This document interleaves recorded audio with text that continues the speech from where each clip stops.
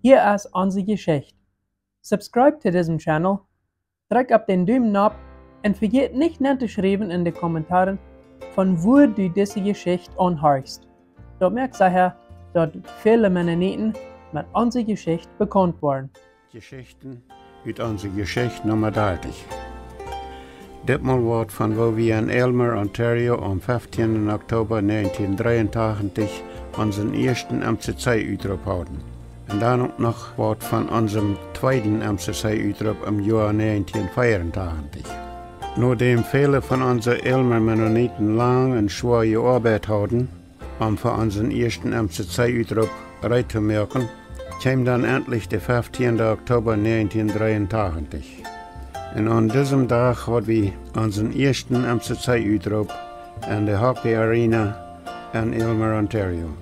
Unsere mennonitische Jugend und frühesten Männer aus all unseren Aylmer Kirchen arbeiten freiwillig und sehr begeistert durch den ganzen langen Uitroepstag, alle gekommenen Uitroepsjaars gut abzunehmen und mit geschmackvollem Eten zu bedienen.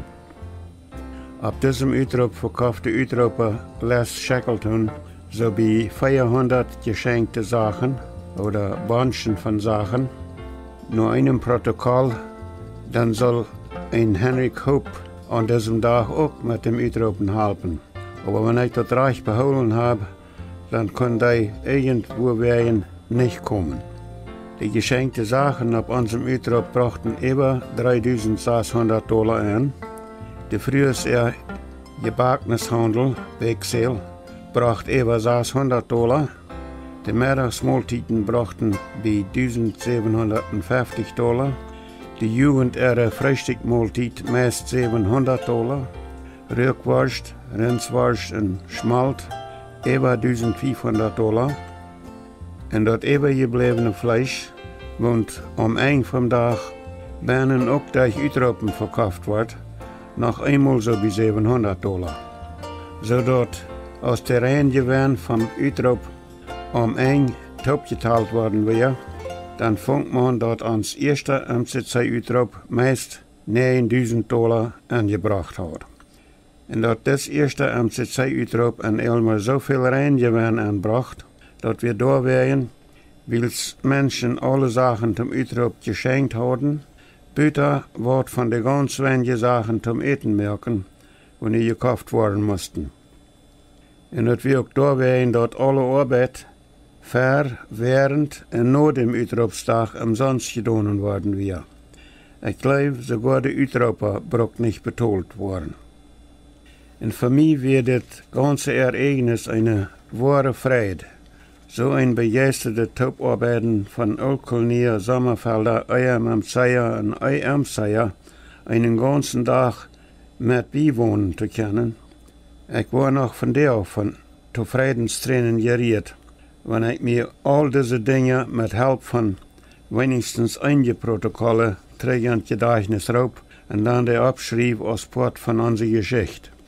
Am 18. Oktober 1983 als ons Aylmer Mennonite Community Store ein volles Jahr in Operation gewesen wäre, dann beschloss der Steuerbord, weil so viel von unseren Menschen aus alle 4 Gemeinden so sehr Part gewesen wären von dem ganzen Anfang vom Aylmer Mennonite Community Store, dass sie am Ende vom ersten Operationsjahr einen ungefähren Bericht schrieben, in den dann an alle 4 Kirchen oder Gemeinden in der Aylmer Umgegend bekannt geben wollen.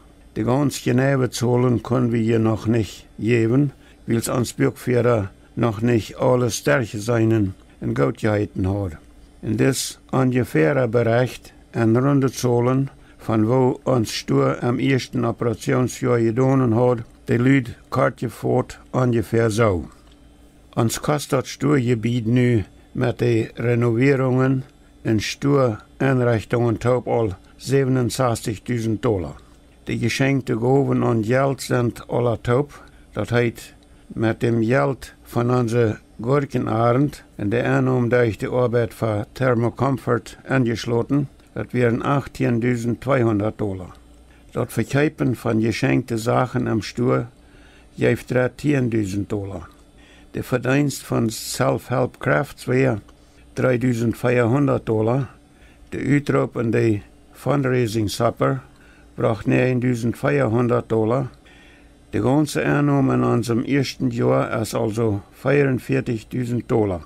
Also ist unsere Schuld am Ende vom ersten Operationsjahr noch $23.000. Dort wir damals auch noch ein sogenanntes Fundraising Supper gehabt haben, dort hatte ich all vergeten.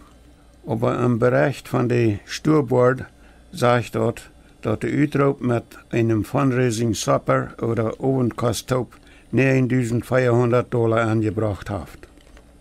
Am 7. Juli 1984 hatten wir in Elmer unseren zweiten MCC-Uitroep. Aber ich fing mit meinen Papieren sehr wenig davon, wo wir für diesen Uitroep gemerkt haben. Aber ich kann wenigstens so viel mit meinen wenigen Papieren uitmerken, dass bei unserem zweiten Uitroep alles mehr oder weniger so geworden ist, als bei unserem ersten Uitroep. Und auch, dass das Uitroep gerade über $10.000 angebracht hat. Aber eins habe ich noch klar beholen von diesem zweiten Uitroep. Und dort ist, dass Atelier früher sehr schmacke Quills gemerkt haben für diesen Uitroep. Und dass sie damit rechnen, dass ihre Quills viel Geld anbringen sollen für uns Elmer Mennonite Community Store. Dann ab der Uitroeps in New Hamburg, Ontario, werden jeder Jahr viele Quills verkauft. Und da werden nicht alle Quills, aber viele davon immer bei $1.000 das Stück oder noch mehr. Aber zu unserem Uitroep in Elmer wären scheinbar keine wirkliche Quiltschäper gekommen, sodass unsere frühes ihre 7 sehr schmacke Quills alle taubmal gut $1.500 anbrachten. In diesem Lied, wo diese schmacke Quills ab unserem Uitroep kauften, die wussten vielleicht gar nicht, wo glücklich sie wären, dass zu unserem Uitroep in Elmer keine wirkliche Quiltschäper gekommen wären, wo sie mit vielerlei Quilts kauften. Nicht, weil sie die zum Brocken, aber zum Schmackloten haben wollen.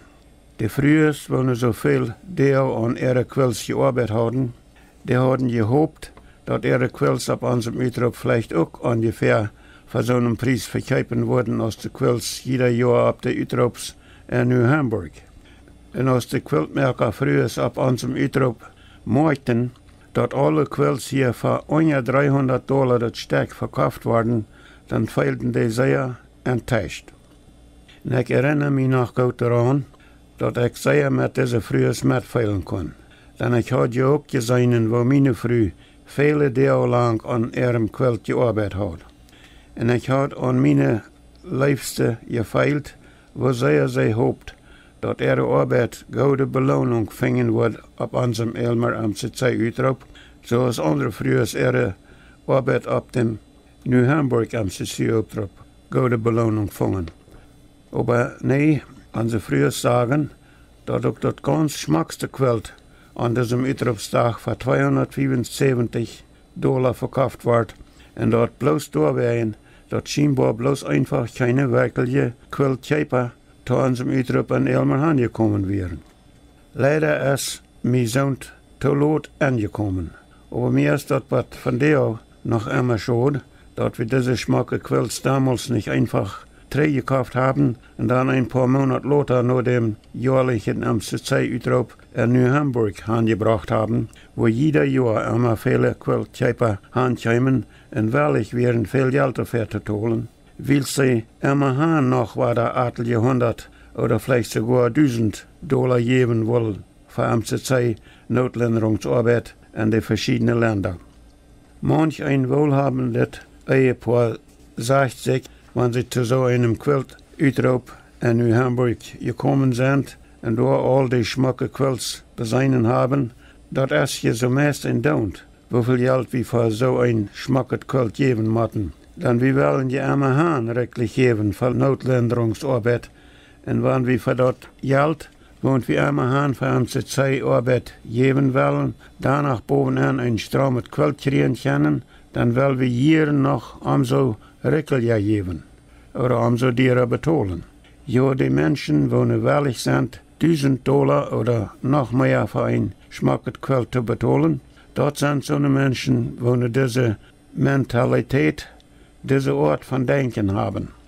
Aber wenn man sagt, so als ich mich damals nur an unserem Utrup sehe, wir hatten unser frühes ihre Schmacke Quills ab unserem 1984 am CC Utrup zurückgegeben und dann lot noch einem Utrup in New Hamburg anbringen gesollt, dann sagt ein Sprichwort dort, ich habe gesollt, das ist ein sehr armes Wort.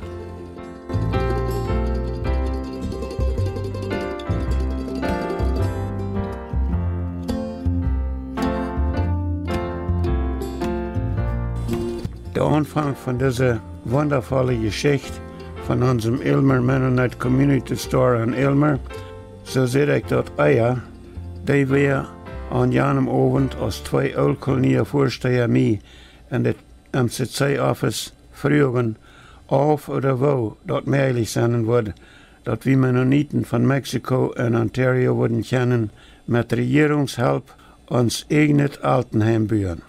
Wir haben in Ontario, was von der noch kein eigenes Altenheim gebaut. Und ich weiß auch nicht, ob noch wer von unseren Mennoniten daran denkt, dass wir so ein Altenheim haben sollen. Aber wir haben all 1988 durch das Elmer Mennonite Community Store oder durch die Store Board of Directors, ihre Initiative, der Manor Lodge, ein Apartmenthaus mit 25 Apartments gebaut für unsere ältere Menschen. Als wir das Land gekauft haben, da boven das Manor Lodge Gebiet bauen, dann waren wir an, dass wir eine rechte Abfahrt für das Bühlot, für das Manor Lodge Gebiet merken zu können, dort noch ein angrenzendes Fleck Land kaufen mussten und auch noch ein Ladjet Bühlot. Das Ladjelot, und eine regelrechte Gas worden muss, für die Taufahrt zu haben, nur unserem Manor Lodge Gebiet. Dort konnten wir noch so kaufen, dort Geld, was wir dafür bezahlen mussten, und die Kosten vom Gebiet angerechnet werden können. Aber das andere angrenzende Fleck Land musste mit anderem Geld gekauft werden. Das ging nicht, in die Kosten von dem Manor Lodge Gebiet anzurechnen. Aber wir mussten das kaufen, weil wir anders nicht regelrechte Taufahrt zu dem Gebiet kriegen können. Und da werden finanziert oder kauft der Steuerbord dort angrenzende Fleck Land auch noch. Der Steuerbord rechnet da boven auch noch mal ein Gebiet zu bauen, vielleicht noch ein Apartmenthaus für unsere ältere Menschen. Aber dann, etliche Jahre später, ich glaube, das war im Jahr 1988, dann wird sich eine Gruppe, meistens von unseren älteren Menschen, einig, dass sie das Fleck Land von der Steuerbord kaufen wollen und da boven, ich glaube, 14 Wohnungen bauen zu lassen. Diese Gruppe, ihre 14 Wohnungen wurden ab diesem Land 1988 und 1989 so gebaut, dass sie zwischen ihre zwei Rehhäuser eine Gas hatten. Sie nannten ihr Darbje, oder vielleicht soll ich sagen, wir nannten uns Darbje Rosenhof, da meine Frau und ich gehörten auch zu dieser Gruppe, wo wir dort Darbje Rosenhof damals an Elmer bauen leiten. Uns gibt das da wirklich das Gefühl, dass wir nochmal weiter an einem mennonitischen Dorf wohnen können. Aber leider haben wir da binnen nicht sehr lange wohnen gekonnt. Das Fleck Land hat der Elmer Mennonite Community Store Board of Directors verhältnismäßig billig kaufen gekonnt. Und die Ursache dafür war, was an unserem Golden Plattdeutsch sagt, landlocked. Das heißt, dort haben wir keine Abfahrt. Und als der Steuerbord das Land kauft und finanziert, dann wird dort so beschlossen, dass, weil das Land im Vergleich zu anderen Land in der Nachbarschaft hat, konnte viel billiger gekauft werden, und weil die Abfahrt oder die zugängliche Gas für beides, die Manor Lodge und auch für das Fleck Land, hat musste in das Manor Lodge Projekt angerechnet und betalt worden, wollte der Board dafür abkommen, dass keine individuelle Person durch das Land Geld merken wird. Und dabei verkaufte Board das Fleck Land an diese Gruppe mit den Bedingungen, dass Elmer Mennonite Community Store für jeder ein von diesen 14 Büstätten, obwohl diese Wohnungen gebaut werden, $1000 Verdienst kriegen wird. Auf diesem Weg hatten nicht bloß die 14 Personen, wenn auf diesem billig gekauften Land ihre Wohnungen büden, jeder einen Nutzen gehabt, aber auch dort MCC Stur, wenn das Land finanziert hat. Ich habe al vorher mal gesagt, dass als wir 1982 die Hälfte vom Sturgebiet kauften, von 20 Talbot Street East ist, dann hat der Eigentümer R.J. McConnell uns versprochen, dass wenn er die andere Hälfte von diesem Sturgebiet, Nummer 16, auch wird verkaufen wollen, dann wird er uns die erste Gelegenheit geben, auch diese Hälfte vom Gebiet zu kaufen. Und als dort 1989 dann so weit gekommen wäre, dass McConnell in den Ruhestand treten will und dann auch die andere Hälfte von seinem Sturgebiet verkaufen, dann hat er nicht vergessen, dass er uns versprochen hat, dass wir, Aylmer Mennonite Community Store, die erste Gelegenheit haben sollen, auch diese Hälfte von seinem Gebiet kaufen zu können. Und als das Stur 1989 auch die andere Hälfte vom Sturgebiet gekauft hat, dann war diese Hälfte, Nummer 20 Talbot Street East, dort Aylmer Mennonite Community Store, und die andere Hälfte, Nummer 16 Talbot Street East, wird reingemacht und gebraucht als Aylmer MCC Resource Center. Wird unsere Aylmer amgehend Mennoniten 1982 anfangen, taub zu daunen, nämlich dort Aylmer Mennonite Community Store anfangen, dort hat sich beinahe 7 Jahre dahin entwickelt, dass die Mennoniten in Aylmer bis 1989 nicht mehr beide Hälften von R.J. McConnells Sturgebiet, Nummer 16 und Nummer 20 Talbot Street East, einen, aber dass sie mit Hilfe von der Regierung auch zu der Menno Lodge mit 25 Wohnungen gekommen sind. Und mehr indirekt hat diese Arbeit auch dazu beigetragen, dass es in Aylmer einen Rosenhof gibt. Vielleicht waren einige von euch dort so fängen, dass ich von einigen wichtigen Ereignissen in unserem Top-Arbeiten lehren noch gesagt habe. Aber man hat mir gesagt, dass man dort wünscht, dass ich das Part von unserer Geschichte auch abschreiben und vertalen soll.